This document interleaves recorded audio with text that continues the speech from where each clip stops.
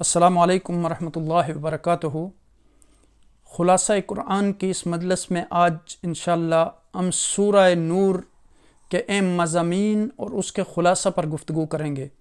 سورہ نور میں جن اہم باتوں کا ذکر ہے وہ یہ ہیں: 16 احکام و آداب ہیں اس سورہ مبارکہ میں، اہل حق اور اہل باطل کی 3 مثالیں ہیں، اگزامپلز۔ 16 احکام اور آداب جو بیان کیے گئے، زانی اور زانیہ کی سزا 100 کوڑے ہیں، حدیث سے ثابت ہے۔ یہ حکم غیر شادی شدہ کے لیے ہے۔ پھر بدکار مرد یا عورت کو نکاح کے لیے پسند کرنا مسلمانوں پر حرام ہے۔ عاقل بالغ پاک دامن مرد یا عورت پر بغیر گواہوں کے زنا کی تہمت لگانے والوں کی سزا 80 کوڑے ہیں۔ میاں بیوی کے لیے بجائے گواہوں کے لعان کا حکم ہے۔ جب سیدہ عائشہ رضی اللہ عنہا پر بعض منافقین نے بہتان لگایا جو کہ بہت بڑا بہتان تھا، مسلمانوں کی روحانی ماں پر لگایا گیا تھا، اللہ تعالیٰ نے 10 آیات میں اس واقعے کا ذکر فرمایا ہے۔ ان آیات میں منافقین کی مذمت کی گئی ہے اور مسلمانوں کو تنبیہ ہے کہ یہ آئندہ کبھی بھی اس قسم کی بہتان تراشی میں حصہ نہ بنے، اور حرم نبوت کی عفت و عصمت کا اعلان فرمایا۔ کسی کے گھر میں بلا اجازت داخل نہ ہوا کریں، یعنی بغیر پرمیشن کے، اجازت سے پہلے سلام بھی کر لینا چاہیے۔ آنکھوں اور شرمگاہوں کی حفاظت کریں۔ نکاح کی ترغیب دی گئی۔ جو غلام یا باندی کچھ روپیہ پیسہ ادا کر کے آزادی حاصل کرنا چاہتے ہیں، ان کے ساتھ یہ معاہدہ کر لیا کریں۔ باندیوں کو اجرت کے بدلے زنا پر مجبور نہ کریں۔ چھوٹے بچوں اور گھر میں رہنے والے غلاموں اور باندیوں کو حکم دیا کہ اگر وہ نماز فجر سے پہلے، دوپہر کے قیلولے کے وقت اور نماز عشاء کے بعد تمہارے خلوت والے کمروں میں داخل ہوں تو اجازت لے کر داخل ہوں، کیونکہ ان تینوں اوقات میں عام طور پر عمومی لباس استعمال کا لباس جو ہوتا ہے اتار کر نیند کا لباس پہن لیا جاتا ہے۔ بچے جب بالغ ہو جائیں تو دوسرے بالغ افراد کی طرح ان پر بھی لازم ہے کہ وہ جب بھی گھر میں آئیں تو اجازت لے کر یا کسی طریقے سے اپنی آمد کی اطلاع دے کر آئیں۔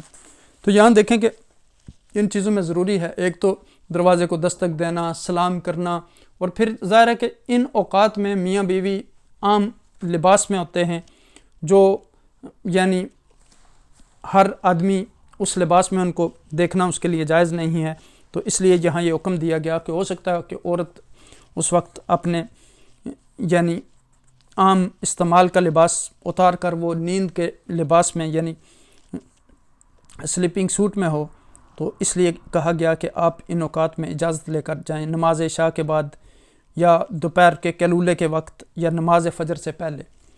تو اسی طرح بالغ جو ہو جائیں ان کے بارے میں بھی یہی حکم ہے۔ پھر وہ عورتیں جو بہت بوڑھی ہو جائیں اور نکاح کی عمر سے گزر جائیں، اگر وہ پردے کے ظاہری کپڑے اتار دیں تو اس میں کوئی حرج نہیں۔ گھر میں داخل ہو کر گھر والوں کو سلام کریں، اجازت کے بغیر اجتماعی مجلس سے نہ اٹھیں، اللہ کے رسول کو ایسے نہ پکاریں جیسے آپس میں ایک دوسرے کو پکارتے ہیں۔ اہل حق اور اہل باطل کی 3 مثالیں اس سورہ مبارکہ میں ذکر کی گئیں۔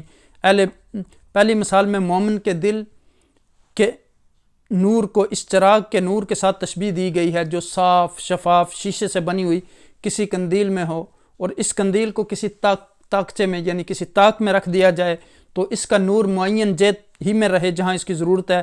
اس چراغ میں جو تیل استعمال ہوا ہے وہ تیل زیتون کے مخصوص درخت سے حاصل شدہ ہے۔ اس تیل میں ایسی چمک ہے کہ بغیر آگ دکھائے چمکتا دکھائی دیتا ہے، یعنی زیتون کا تیل جو ہوتا ہے وہ آگ جلانے کے بغیر بھی جب آپ اس کو دیکھیں تو ایسے لگتا ہے جیسے چمک رہا ہے۔ یہی حال مومن کے دل کا ہے، وہ اصول علم سے قبل ہی ہدایت پر عمل پیرا ہوتا ہے، پھر جب علم آ جائے تو نور علی نور کی صورت ہو جاتی ہے۔ دوسری مثال اہل باطل کے اعمال کی ہے جنہیں وہ اچھا سمجھتے تھے، فرمایا کہ ان کی مثال شراب جیسی ہے، جیسے پیاسا شخص دور سے شراب کو پانی سمجھ بیٹھتا ہے لیکن جب قریب آتا ہے تو وہاں پانی کا نام و نشان بھی نہیں ہوتا۔ یہی حال کافر کا ہے کہ وہ اپنے اعمال کو نافع سمجھتا ہے لیکن جب موت کے بعد اللہ کے سامنے پیش ہوگا تو وہاں کچھ بھی نہیں ہوگا، اس کے اعمال غبار بن کر اڑ چکے ہوں گے۔ تیسری مثال میں ان کے عقائد کو سمندر کی تہ بتہ تاریکیوں کے ساتھ تشبیہ دی گئی جہاں انسان کو اور تو اپنا ہاتھ تک نہیں دکھائی دیتا۔ یہی حال کافر کا ہے جو کفر و ضلالت کی تاریکیوں میں سرگرداں رہتا ہے۔ سورہ نور مدنی صورت ہے، ترتیب مصحف کے اعتبار سے 24ویں جبکہ ترتیب نزولی کے اعتبار سے 102 نمبر سورہ ہے۔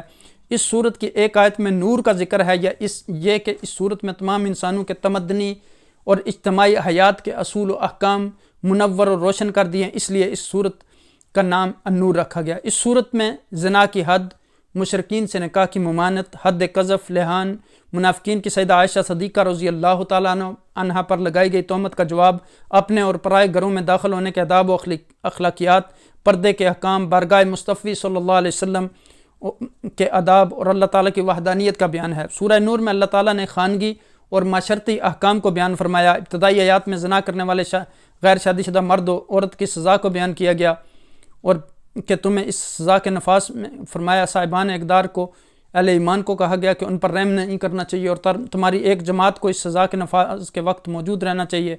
پھر پاک دامن عورتوں پر جو زنا کی تہمت لگائیں اس کے ثبوت میں 4 گواہ پیش نہ کر سکیں تو ان کو 80 کوڑے مارو اور ان کی شہادت کو کبھی بھی قبول نہ کرو، اور یہی لوگ فاسق ہیں سوائے ان لوگوں کے جو اس کے بعد اللہ تعالیٰ سے توبہ و اصلاح کر لیں۔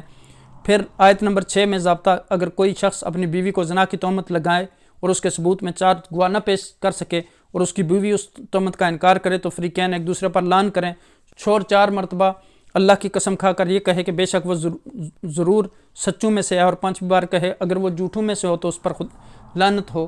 تو اسی طرح پھر عورت سے حد زنا اس طرح دور ہو سکتی ہے کہ وہ 4 مرتبہ یعنی یہ کہے، اللہ کی قسم کھا کر یہ کہے کہ اس کا خامد یقیناً جھوٹوں میں سے ہے، اور 5ویں بار کہے اگر اس کا خامد سچوں میں سے ہو تو اس عورت پر اللہ کا غضب ہو۔ پھر آیت نمبر 1 سے 11 سے لے کر 16 تک حضرت عائشہ پر جو منافقین نے تہمت لگائی تھی اس کی جانب اشارہ فرمایا اور ان چیزوں کا سد باب کیا جو معاشرے میں بگاڑ کا باعث بن سکتی ہیں۔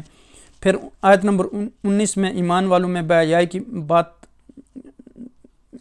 یعنی جو لوگ یہ چاہتے ہیں کہ بے حیائی کی بات پھیلے ان کے لیے دنیا اور آخرت میں دردناک عذاب ہے۔ پھر رشتہ داروں اور مسکینوں کی دل آزاری کے سبب ان پر خرچ کرنے سے ہاتھ نہ روکنے، معاف کرنے اور درگزر کرنے کا بیان ہے۔ آیت نمبر 23 سے پاک دامن، بے خبر، ایمان والی عورتوں پر بدکاری کی تہمت لگانے والوں کے لیے دنیا اور آخرت میں لعنت اور بہت بڑے عذاب کا بیان ہوا، جس دن ان کے خلاف جو ہے وہ